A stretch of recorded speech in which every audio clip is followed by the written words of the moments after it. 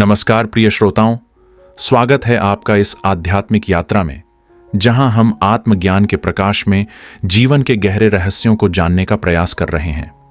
आज हम रविंद्रनाथ टैगोर और मेरे विद्यालयों की तुलना नामक प्रकरण की ओर बढ़ रहे हैं। इस अध्याय में परमहंस योगानंद जी हमें गुरुकुल शिक्षा प्रणाली और आधुनिक शिक्षा के बीच के सूक्ष्म अंतर को समझाने के साथ साथ भारतीय संस्कृति की उस शिक्षा पद्धति पर प्रकाश डालते हैं जिसमें आत्मा के विकास को प्राथमिकता दी जाती है। योगानंद जी की दृष्टि में शिक्षा केवल किताबी ज्ञान तक सीमित नहीं थी। उनका मानना था कि सच्ची शिक्षा वह है जो हृदय और आत्मा को प्रकाशित करे।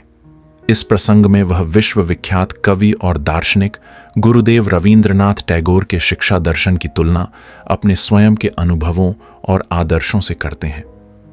तो आइए इस प्रेरणादायक अध्याय में प्रवेश करें और जानें कि सच्ची शिक्षा क्या है।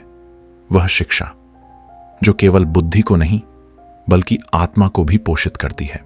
रविंद्रनाथ टैगोर ने हम लोगों को आत्माभिव्यक्ति के एक स्वाभाविक रूप में पक्षियों की भांति सहज ढंग से गीत गाना सिखाया।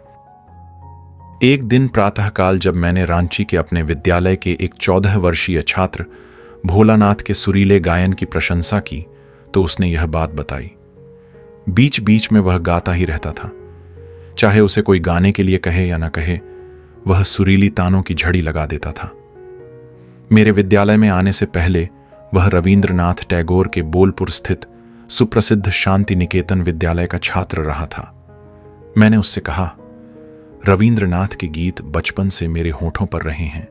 सारे बंगालियों को, यहां तक कि अनपढ़ किसानों को भी उनकी मनोहारी कविताओं में आनंद आता है। भोला ने और मैंने साथ साथ टैगोर के कई ध्रुवपद गाए। उन्होंने हजारों भारतीय गीतों को संगीत में ढाला है, जिनमें से कुछ तो उनकी अपनी रचनाएं हैं और कुछ प्राचीन गीत हैं।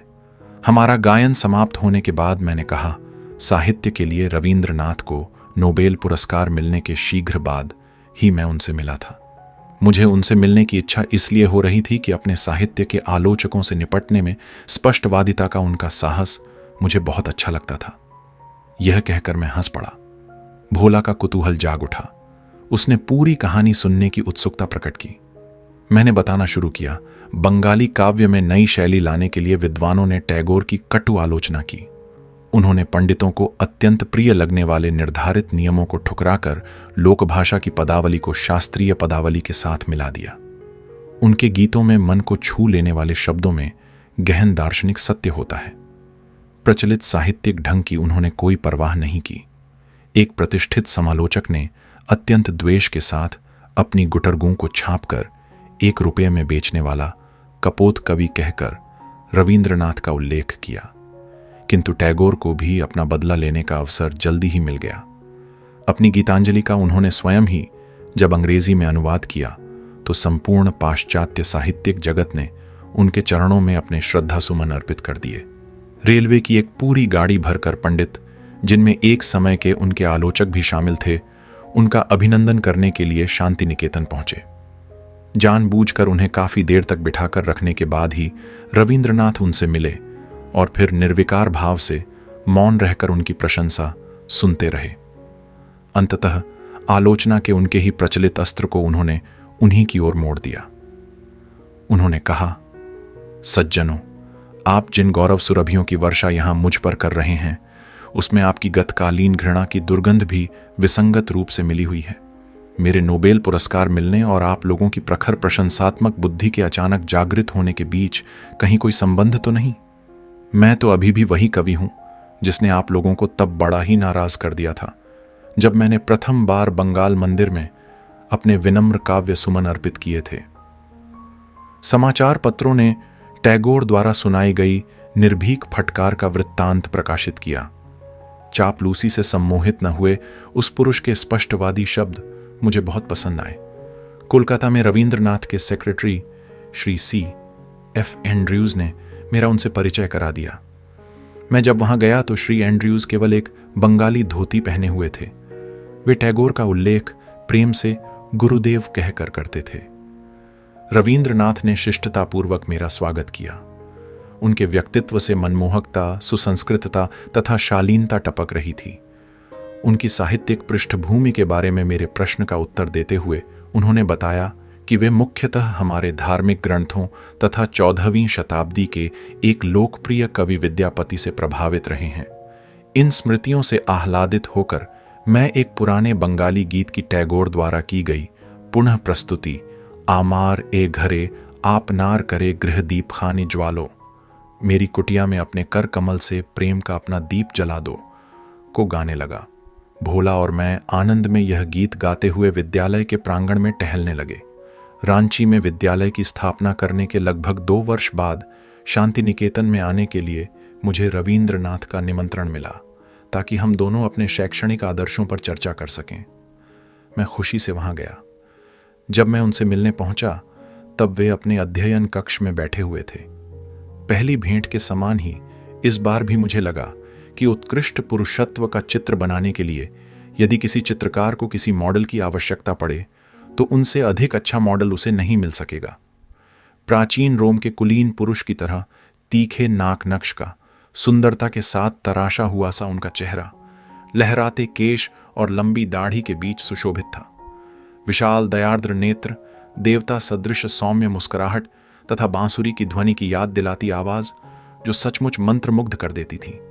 मजबूत, सुदृढ़, लंबे कद के, गंभीर मुद्रा के उनके व्यक्तित्व में करीब करीब नारी सुलभ कोमलता भी थी और शिशु सुलभ हर्षोत्फुल्ल स्वयंस्फूर्ति भी। कवि दिखने में कैसा हो, इसकी आदर्श कल्पना इस सौम्य गायक की मूर्ति से अधिक अच्छी तरह साकार नहीं हो सकती। टैगोर और मैं शीघ्र ही प्रचलित पद्धति से हटकर बनाए गए हमारे विद्यालयों के तुलनात्मक अध्ययन में मग्न हो गए। हमने दोनों विद्यालयों में कई बातों में समानता पाई। खुले आकाश के नीचे शिक्षा, सादगी, बच्चों की रचनात्मक प्रवृत्ति के विकास के लिए पर्याप्त अवसर। रविंद्रनाथ ने साहित्य और काव्य के अध्ययन पर तथा संगीत और गायन के द्वारा आत्माभिव्यक्ति पर काफी जोर दिया था, जैसा कि भोला के मामले में मैं पहले ही देख चुका था। शांति निकेतन के बच्चों के लिए मौन के विशिष्ट समय भी निर्धारित थे, परंतु उन्हें योग का कोई विशेष प्रशिक्षण नहीं दिया जाता था। कविवर ने रांची में सभी छात्रों को सिखाए जाने वाले शक्ति संचार के योगदा व्यायामों और एकाग्रता की यौगिक प्रविधियों के मेरे विवरण को अत्यंत ध्यान से सुना। टैगोर ने मुझे अपने आरंभ के शैक्षणिक संघर्ष के बारे में बताया। 5वीं कक्षा के बाद मैं स्कूल से भाग निकला। उन्होंने हंसते हुए कहा, स्कूली कक्षा के नीरस अनुशासनात्मक वातावरण में उनके जन्मजात कवि हृदय की कोमलता को कैसे झटके लगते होंगे, इसे मैं आसानी से समझ सकता था। इसीलिए मैंने छायादार वृक्षों और आकाश के सौंदर्य के तले शांति निकेतन की स्थापना की। सुंदर बगीचे में अध्ययन करते बच्चों के एक छोटे से गुट की ओर भावपूर्ण ढंग से इशारा करते हुए उन्होंने कहा, बच्चा फूलों और गाते पक्षियों के बीच अपने स्वाभाविक वातावरण में रहता है। वहां वह अपनी व्यक्तिगत प्रतिभा की गुप्त निधि को अधिक सरलता से व्यक्त कर सकता है। सच्ची शिक्षा को बाह्य साधनों द्वारा भरा या धूंसा नहीं जा सकता, बल्कि सच्ची शिक्षा तो वह है जो भीतर में निहित अनंत ज्ञान भंडार को ऊपर ला सके। मैंने उनके साथ सहमति प्रकट की और कहा, साधारण स्कूलों में बच्चों को आंकड़ों और ऐतिहासिक कालक्रम के अनन्य आहार पर रखकर उनकी आदर्शवादी और वीर पूजात्मक नैसर्गिक प्रवृत्तियों को भूखों मार दिया जाता है। कविवर अपने पिता देवेंद्रनाथ के बारे में, जिन्होंने शांति निकेतन शुरू करने की उन्हें प्रेरणा दी थी, अत्यंत प्रेम के साथ बोलने लगे।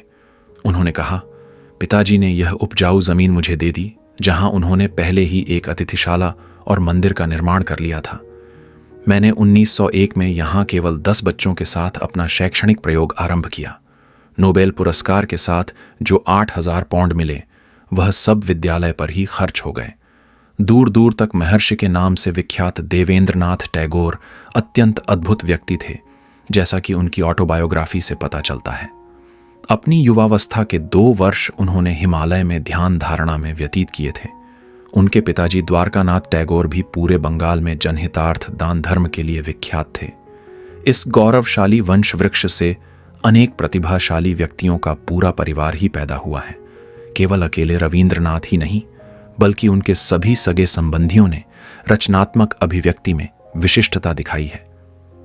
उनके भतीजे गगनेंद्र और अवनींद्र भारत के शीर्षस्थ चित्रकारों में थे।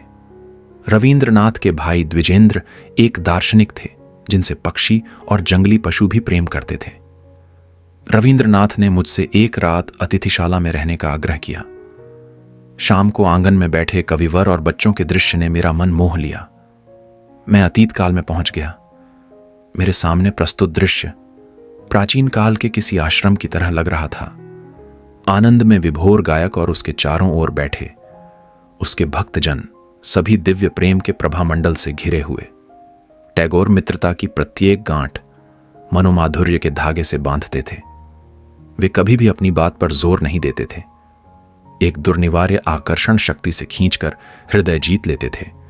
ईश्वर के उद्यान में खिला हुआ काव्य का यह दुर्लभ पुष्प दूसरों को एक नैसर्गिक सुगंध से आकर्षित कर लेता था। अपनी मधुर आवाज में रविंद्रनाथ ने हमें अपनी कुछ अति उत्कृष्ट नवरचित कविताएं पढ़कर सुनाई। अपने विद्यार्थियों को आनंद देने के लिए रचे गए उनके अधिकांश गीतों एवं नाटकों की रचना उन्होंने शांति निकेतन में ही की।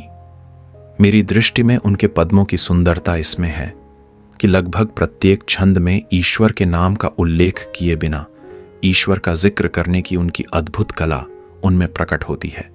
उन्होंने लिखा है, सुरेर घोरे आपना के जाई भूले, बंधु बोले डाकी मोर प्रभु के। गाने के आनंद में मैं अपने को इतना भूल जाता हूं कि आपको भी मित्र कहने लगता हूं, जो मेरे प्रभु हैं। दूसरे दिन दोपहर के भोजन के पश्चात मैंने अनिच्छापूर्वक ही कविवर से विदा ली। मुझे इस बात का आनंद है कि उनका छोटा सा विद्यालय अब एक अंतर्राष्ट्रीय विश्वविद्यालय विश्व भारतीय बन गया है, जहां अनेक देशों के छात्रों को आदर्श वातावरण प्राप्त होता है, जहां चित्त भयमुक्त और सिर ऊंचा हो, जहां ज्ञान मुक्त हो, जहां विश्व संकीर्ण आपसी दीवारों से छोटे छोटे टुकड़ों में न बटा हो, जहां शब्द सत्य की गहराइयों से आते हों, जहां अथक कर्मधारा अपने हाथ पूर्णता की ओर फैलाती हो, जहां विचारों का निर्मल स्रोत तुच्छ आचारों की रुक्ष मरुभूमि की बालू में खो न गया हो, जहां मन को आप निरंतर विस्तारित होते विचार एवं कर्म में ले जाते हों, उस मुक्ति के स्वर्ग में हे मेरे परमपिता, मेरे देश को जागृत करो। और इस प्रकार हमने परमहंस योगानंद जी के अनुभवों के माध्यम से शिक्षा के उस गहरे अर्थ को समझने का प्रयास किया जिसमें आत्मा का पोषण और मानवता की सेवा निहित है। रविंद्रनाथ टैगोर और योगानंद जी दोनों महान आत्माओं ने शिक्षा को केवल जानकारी प्राप्त करने का माध्यम नहीं, बल्कि आत्मिक विकास और चरित्र निर्माण का साधन माना। आज के इस अध्याय ने हमें दिखाया कि सच्ची शिक्षा वह है जो हमारे भीतर छिपे असीम संभावनाओं के स्रोत को जागृत कर सके। आशा है कि आपको यह यात्रा प्रेरणा से भर गई होगी। अगर आपको यह ऑडियो बुक पसंद आई हो तो इसे लाइक करें, शेयर करें और हमारे चैनल को सब्सक्राइब करना न भूलें, ताकि आगे आने वाले अध्यात्म और ज्ञान के ऐसे ही अनमोल मोतियों से आप जुड़े रहें। धन्यवाद। फिर मिलेंगे अगले प्रकरण में एक नई सीख के साथ।